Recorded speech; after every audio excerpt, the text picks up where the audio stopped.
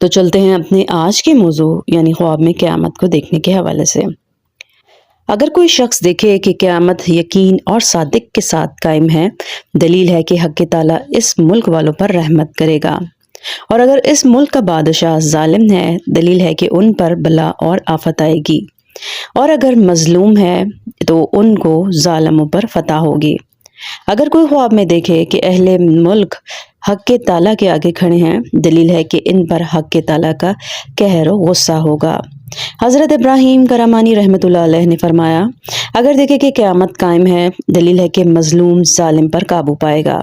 اور اگر غم اور محنت اور اندو میں ہے، دلیل ہے کہ خلاصی پائے گا۔